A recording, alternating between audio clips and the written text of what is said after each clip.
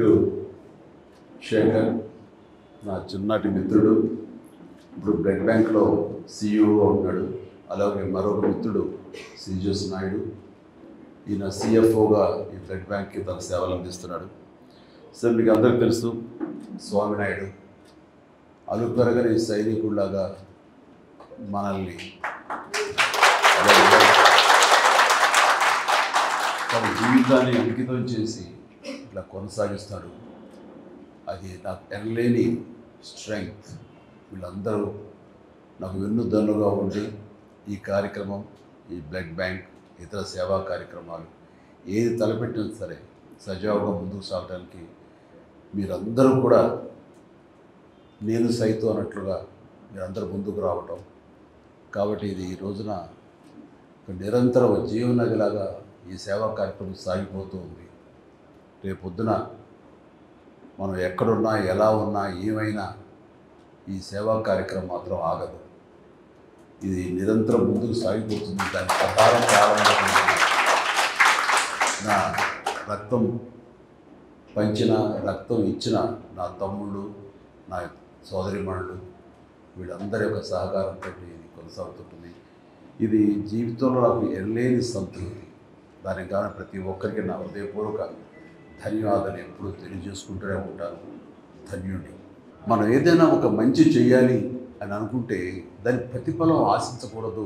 మన లక్ష్యం ఏమిటి, అది చేరుకోవడం కోసమే మన ప్రయత్నం ఉండాలి తప్ప దాని పర్యవసానం ఏమిటి, దాని ఎండ్ రిజల్ట్ ఏంటి, దాని ప్రతిఫలం ఏంటి అనేది మాత్రం ఆశించకూడదు. అలా ఆశించి నేను చేయలేదు. ఈ తలపెట్టినప్పుడు రక్తం అనేది ఇవ్వటం అనేది చాలా గగనం. ఎవరు ఇచ్చేవాడు కాదు, ఇవ్వడానికి మానసిక ధైర్యం కూడా లేదు ఎవరికి. ఇస్తే ఏమైపోతాం, బలహీనపడిపోతామేమో అన్నట్టు ఇవ్వలేని పరిస్థితి.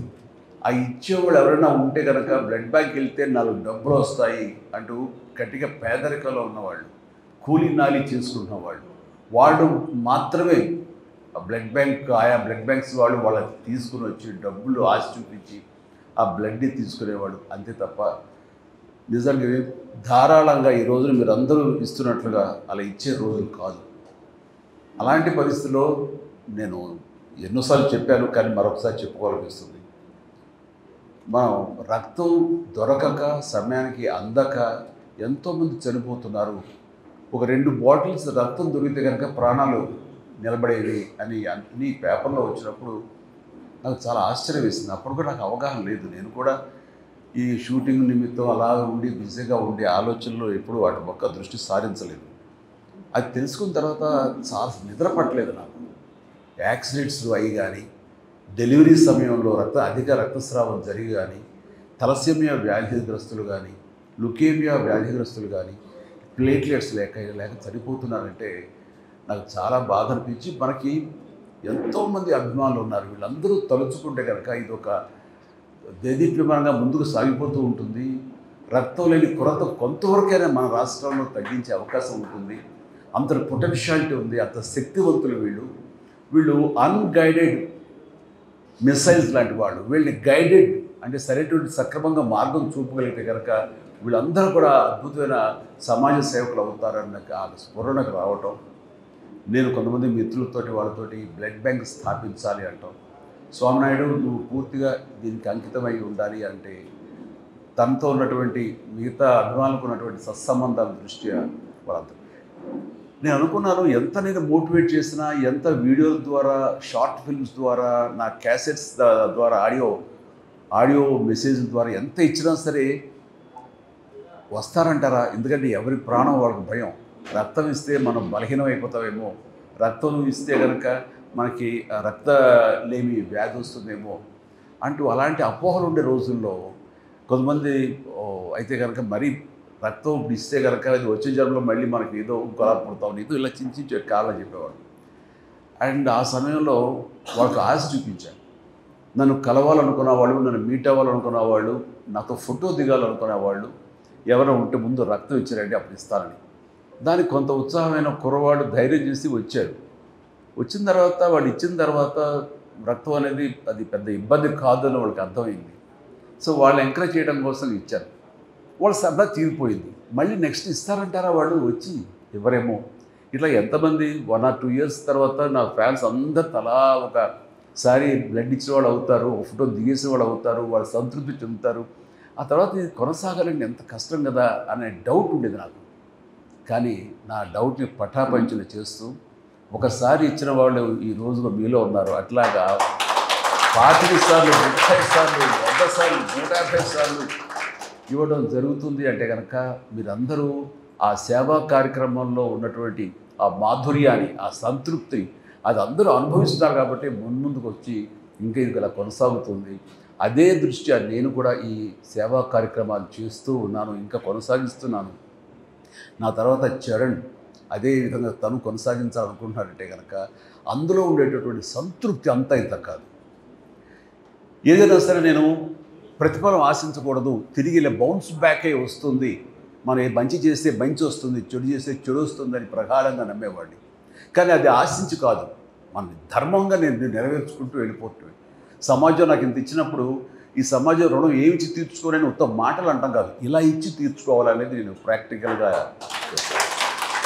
ఇందాక అమర్నాథ్ రెడ్డి అన్నట్లుగా ఏదైనా సరే చేసి ఆ తర్వాత చెయ్యండి అని చెప్పడం అనేది కరెక్ట్. ఎందుకంటే మనం ఎవరైనా వైపు ఇలా చూపిస్తున్నప్పుడు 3 ఏళ్ళు మన వైపు చూపిస్తుంటాయి. కాబట్టి నువ్వేం చేసావు సమాధానం చెప్పడం దానికి సమాధానంగా నేను ప్రారంభించి ఆ తర్వాత చెయ్యండి అంటారు. నాకు ఒక గట్ ఫీలింగ్ ఉంటుంది, నాకు ఒక ధైర్యం ఉంటుంది.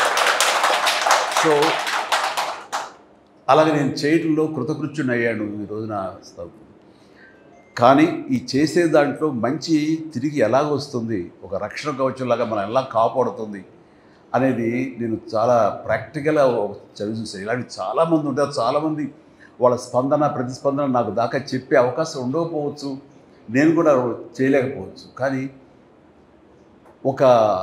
ఈ మధ్య సంవత్సరాల్లోనే అది అందరికి తెలిసిన విషయం ఏంటో చాలామంది, నేను పిఎం గారి తోటి ఒక అల్లూరి సీతారామరాజు విగ్రహావిష్కరణ సభలో పాల్గొన్నప్పుడు అది చూసి ఒక వ్యక్తి, ఒక రాజకీయ నాయకుడు అండ్ కొన్ని అవాకులు చవాకులు వెళ్ళాడు నా మీద. అప్పుడే రాజకీయాల్లో లేను, రాజకీయాలు వద్దనుకు దూరంగా వచ్చేసిన వాడిని. అయితే నా మీద ఏదో గౌరవంతో నన్ను ఎంకరేజ్ చేయాలనో, లేకపోతే ఆ జిల్లా వాడిని కాబట్టి, పశ్చిమ గోదావరి జిల్లా వాడిని కాబట్టి, అక్కడ ఒక సెలబ్రిటీ కాబట్టి నన్ను అక్కడ ఆ కార్యక్రమంలో నన్ను కూడా అక్కడ పార్టిసిపేట్ చేసేలా అవకాశం ఇద్దామనో ఏదో ఆయన పిలిచారు. సరే వెళ్ళారు. కానీ ఆ సదరు వ్యక్తి నా మీద అవాకులు చవాకులు మాట్లాడు, దానికి అర్థం లేదు, ఏమీ లేదు. నేను ఒకటే, అది నేను కానప్పుడు అది నన్ను అంటదు, నన్ను తాకదు, నేను ఫీల్ అవ్వను. ఆ అన్నవాడి నోరే అది అతని స్వభావం. సో నా స్వభావం ఏంటంటే నేను అలాంటి వాటికి స్పందించను, ఏమి చేయను. కానీ నన్ను ప్రేమించే వాళ్ళు స్పందించకుండా ఉండరు. వాళ్ళ స్పందన ఎలా ఉంటుంది అంటానికి ఈ ఉదాహరణ చెప్పాలనుకుంటున్నాను. అదే వ్యక్తి ముంపు గ్రామాలకి ఈస్ట్ గోదావరికి వెళితే ఒక ప్రౌఢ ఒక అమ్మాయి బిడ్డ తల్లి, ఒక రైతు, ఒక మోదుగురు రైతు ఫ్యామిలీ లాగా ఉంది, రిచ్ ఫ్యామిలీ. ఆ అమ్మాయి ఆ వ్యక్తిని నానా దుర్భాషలు ఆడుతూ ఏకంగా తిడుతూ ఉంటే తలంచుకుని అలా కాము వెళ్ళిపోతున్నారు చిన్న పడవలో. మళ్ళీ తిరిగి వస్తావు కదా, నేను ఎంత చూస్తాను అని మాట్లాడుతుంటే నేను ఎవరో నాకు ఆ క్లిప్పింగ్ ఎక్కడో నాకు తారసపడి నేను చూశాను.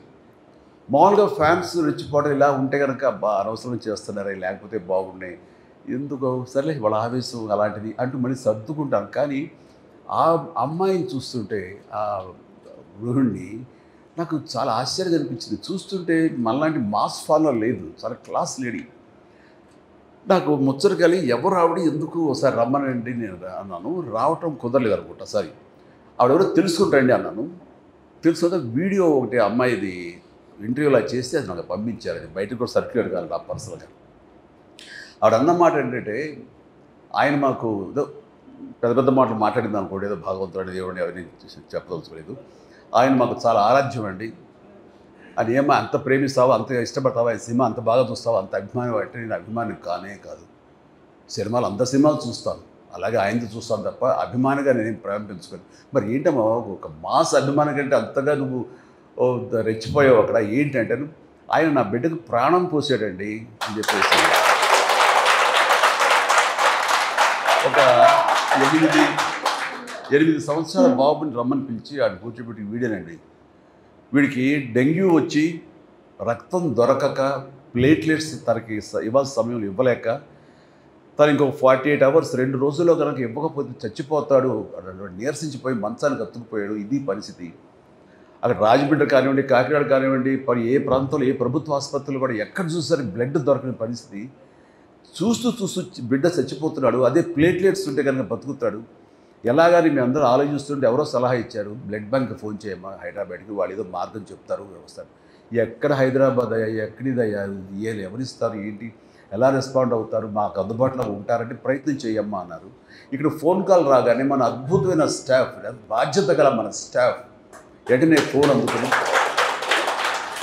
సో స్వామినాయుడికి తెలియజేస్తే స్వామినాయుడు వెంటనే అక్కడ ఉన్నటువంటి మరి కొంతమంది ఫ్యాన్స్, మన ఫ్యాన్స్ ఎక్కడున్నా సరే వాళ్ళందరూ బ్లడ్ ఇక్కడ దాకా వచ్చి ఒక అవసరం లేదు, వాళ్ళందరూ గ్రూపులుగా ఏర్పడతారు. ఎవరికి ఏ గ్రూప్ బ్లడ్ కావాల్సి వస్తే వాళ్ళందరూ ముందుకు వచ్చి వాళ్ళు లైవ్లో బ్లీడింగ్ ఇవ్వడం జరుగుతూ ఉంటుంది.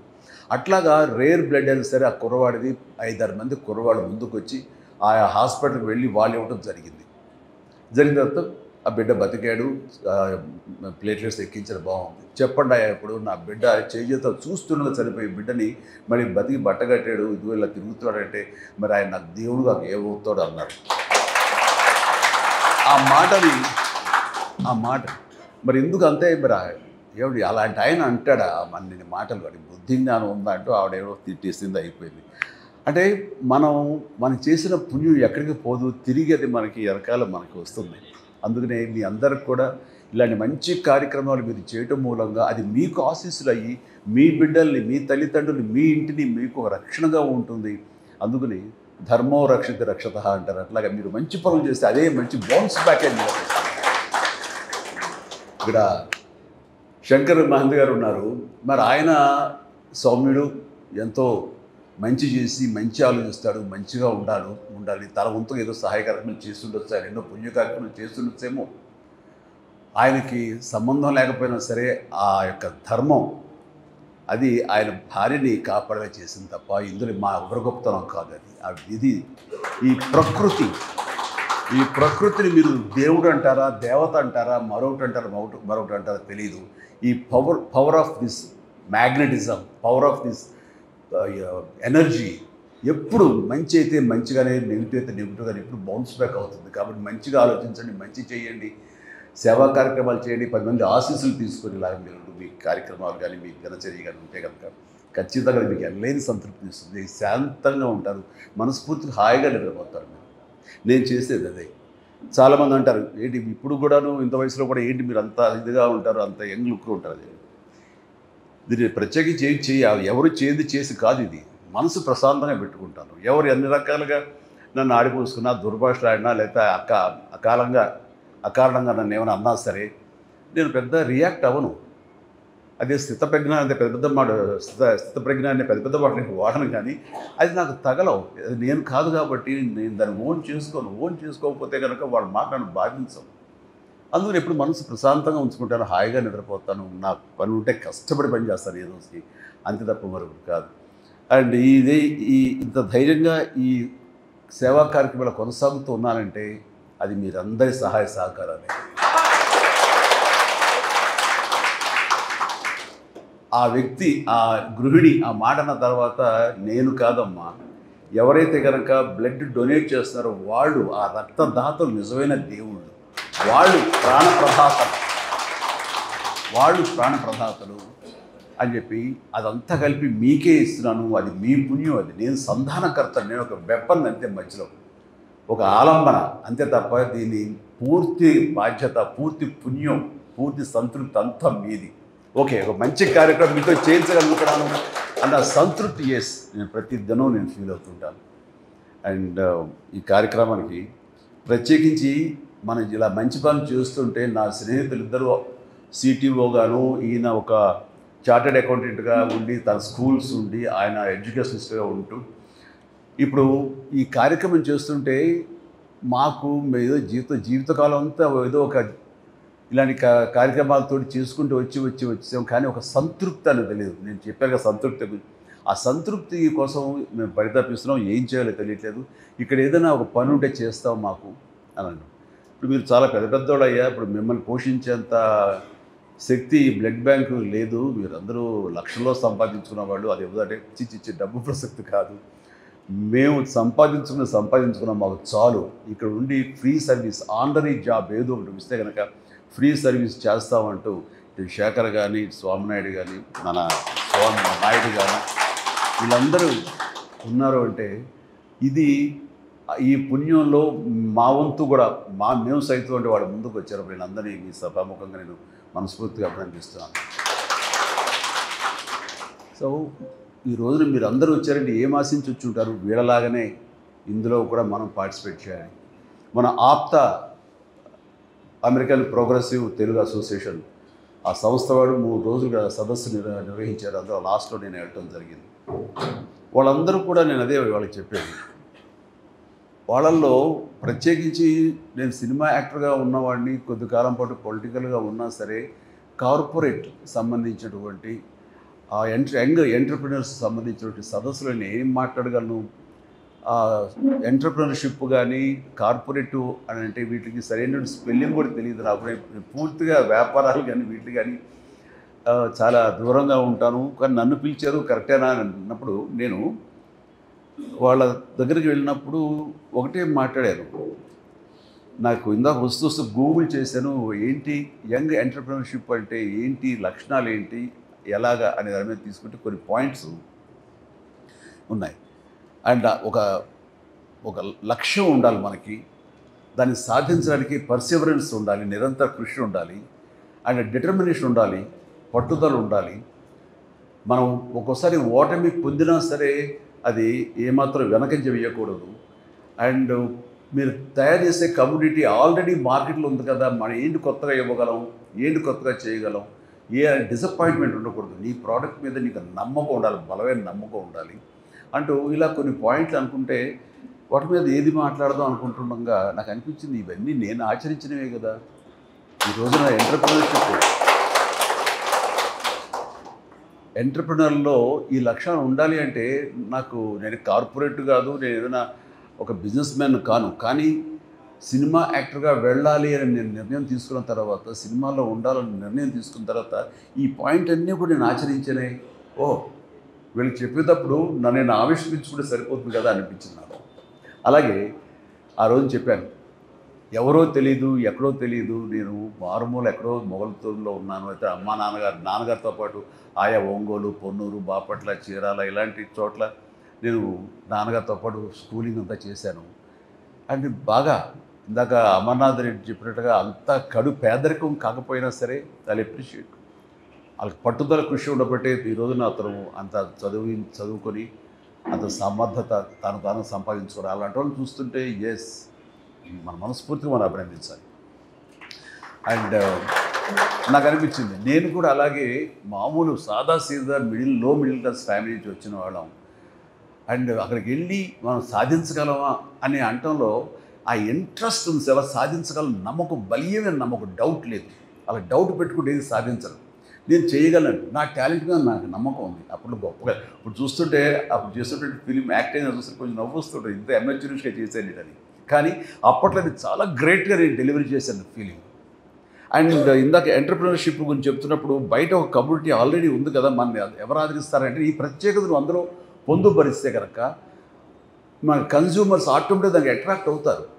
అండ్ ఆల్రెడీ సినిమా ఇండస్ట్రీలో అద్భుతంగా డ్యాన్స్లు ఫైట్లు చేసే హీరోస్ ఉండగా నువ్వు వెళ్ళి మీరు కొత్తగా క్యాటర్ చేసేదే ఉంది, నువ్వు వెళ్ళి అక్కడ వాళ్ళని రాణించేలాగా అల్లించేలాగా చేసేది ఎలాగా అని డౌట్ లేదు నాకు. ఖచ్చితంగా పూర్వకాలంలో కొన్ని సినిమాల్లో సాంగ్స్ మినీ ఇంటర్వెల్స్ లాగా బయటికి వెళ్ళిపోయేవాడు దేనికో దానికో. అండ్ అలాంటిది నేను వాళ్ళని వెళ్ళనివ్వకూడదు, అరెస్ట్ చేయాలి, వాళ్ళని నిలువరించాలి, కూర్చోబెట్టాలి, అది నా ప్రత్యేకత అనుకున్నాను. ఆ రకంగా నేను డ్యాన్సులు ఫైట్లు ఎప్పట్లాగే గతంలాగే ఉన్నా సరే నా ప్రత్యేకత చూపించుకున్నాను. వాళ్ళు రిపీట్ అనేలా. ఇప్పుడు డిజిటల్గా ఇదైన తర్వాత ఇప్పుడు కుదరదు, కానీ ఇదివరకు రీల్స్ ఆఫ్ చేసి ప్రొజెక్ట్ దగ్గర మళ్ళీ రిమైండ్ చేసి మళ్ళీ ఎంచుకునేవాడు. ఆ రకంగా రిపీట్ చేయించుకోగలిగానంటే నా ప్రత్యేకత నేను చూపించగలిగాను. ఆ ప్రత్యేకత నాకు ఎంతటి పొజిషన్ తీసుకొచ్చిందంటే, ఎవరినో పెట్టి సినిమా చేద్దాం అనుకుంటే ఆ డిస్ట్రిబ్యూటర్స్ వాళ్ళు ఇప్పుడు ఇప్పటిలాగా ఈ కొనుగోలు లేదు, బయర్స్ సిస్టమ్ లేదు, డిస్ట్రిబ్యూషన్. వాళ్ళు డబ్బులు ఇస్తేనే ప్రొడ్యూస్ సినిమాలు తీసేవాడు. అందుకని వాళ్ళ కనుసన్నల్లో ఉండాలి, వాళ్ళ దయాభిక్ష మీద ఉండాలి. అలాంటి పరిస్థితుల్లో వాళ్ళు వచ్చిన తర్వాత ఇతనితోడైతే కనుక మేము ఇంత డబ్బులు ఇస్తాము, మిగతా ఎవరితోడైతే మాత్రం అంత బడ్జెట్ ఇవ్వలేము అని వాళ్ళు చెప్పినప్పుడు ఏంటి ఇంత ప్రత్యేకత అంటే, ఆడియన్స్ని రిపీట్గా వచ్చేలా చేస్తున్నాడు. అయ్యా ఇతనైతేనే మా డబ్బులు గ్యారెంటీ, మినిమం గ్యారెంటీ ఉంటుంది, ఇతను పెట్టండి. సో ఈ సినీ పరిశ్రమ ముందుగా నన్ను ఆదరించింది కాదు, ప్రేక్షకులు ఆదరించారు, అభిమానులు నన్ను భుజాల మీద ఎత్తుకున్నారు. వాళ్ళు చేసింది చూసిన తర్వాత వీళ్ళ డిస్ట్రిబ్యూషన్ వాళ్ళు ఇక్కడ వాళ్ళ ఇన్ఫ్లుయెన్స్ తోటి ఇక్కడ నా స్థానం సుస్థిరమయ్యేలాగా ఉంది. ఆ తర్వాత ఈ కళాంతలి నన్ను అప్పులు చేర్చుకుంది. కాబట్టి నేను ఎప్పుడు కూడాను మీ అభిమానులకి కృతజ్ఞునై ఉంటాను. ఆ కృతజ్ఞతా భావంతోనే ఉంటాను. అండ్ అంత నమ్మకం మీ మీద ఉంది కాబట్టే ఈరోజు కూడా ఇంత బ్లడ్ డొనేషన్ అనేది, రక్తదానం అనేది సజావుగా సాగిపోతుందంటే కనుక అదంతా మీ సంకల్ప బలం. అండ్ నాకు ఈరోజు చాలా సంతోషంగా ఉంది. ఇలాంటి ఫ్రీక్వెంట్గా మనం కలుసుకుంటున్నాం. ఇంకా ఎంతోమంది ఇచ్చిన వాళ్ళు ఉన్నారు, వాళ్ళందరినీ ఇక్కడ అకామిడేట్ చేయలేక ఇవాళ కుదరలేదు, కానీ వాళ్ళందరినీ. అండ్ స్వామినాయుడు ఇలా ఫ్రీక్వెంట్గా అప్పుడప్పుడు చేస్తూనే ఉండు, నా అవైలబిలిటీని చూసుకుని. ఇంకొకసారి సమయాలు ఉంటే కనుక మన చరణ్ కూడా వస్తుంటాడు, చేస్తుంటాడు. So thank you.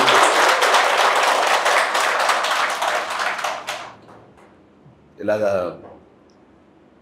చాలా సంతోషం శంకర్ మహంతి గారు, మీ యొక్క ఎక్స్పీరియన్స్ మీరు చెప్పి చేశారు. ఆవిడ ఆరోగ్యం బాగుండాలి, మీరు అందరూ చాలా బాగుండాలని, మీరు ఇండస్ట్రీలో నిలదొక్కోవాలని ప్రయత్నం చేస్తున్నారు. ఖచ్చితంగా మీకు ఆ నమ్మకం పెట్టుకోండి, మీకు బాగుంటుంది. అండ్ ప్రతి వాళ్ళకి, మనిషికి ప్రతి ఒక్కరికి నా హృదయపూర్వక ధన్యవాదాలు. Thank you. So nice sir. ఇది మీ ఇల్లు లాంటిది, ఎనీ టైం రావచ్చు, వచ్చినప్పుడల్లా రక్తం లాగేసుకుంటారేమో భయపడక్కర్లేదు. మీకు అనుకున్నప్పుడు, మీకు అనిపించినప్పుడు ఇస్తే బాగుంటుంది అనుకున్నప్పుడు డెఫినెట్గా ఇవ్వండి. ఆ ఎల్లేని సంతృప్తి ఇస్తుంది మీకు. Thank you so much. Love you all కార్యక్రమం.